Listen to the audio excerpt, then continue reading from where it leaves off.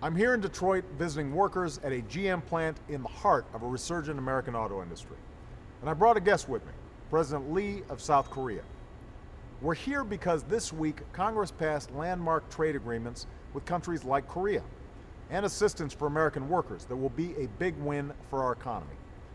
These trade agreements will support tens of thousands of American jobs and will sell more Fords, Chevys, and Chryslers abroad, stamped with three proud words: Made in America.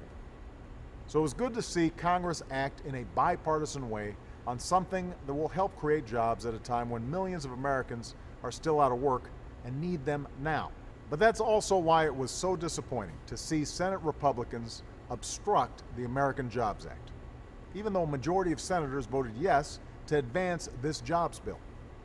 We can't afford this lack of action, and there's no reason for it. Independent economists say that this jobs bill would give the economy a jump start and lead to nearly 2 million new jobs. Every idea in the jobs bill is the kind of idea both parties have supported in the past.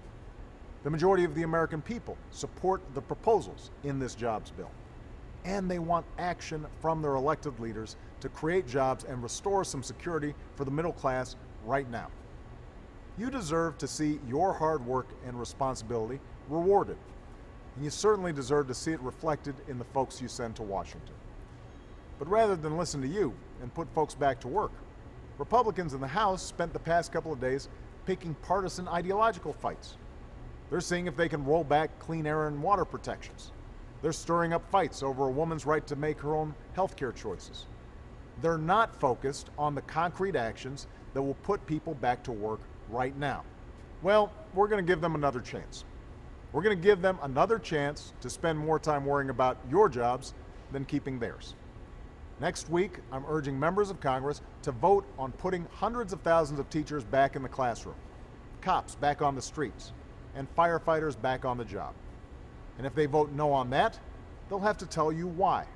They'll have to tell you why teachers in your community don't deserve a paycheck again. They'll have to tell your kids why they don't deserve to have their teacher back. They'll have to tell you why they're against common sense proposals that would help families and strengthen our communities right now and in the long term.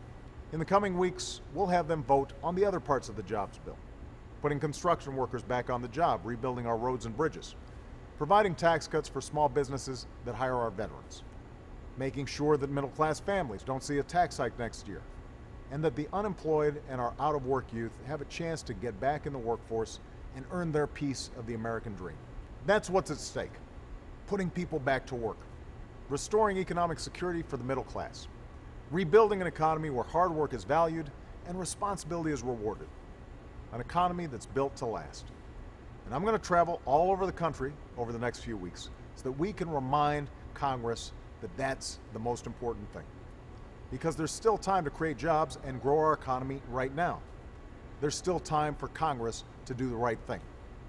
We just need to act. Thanks.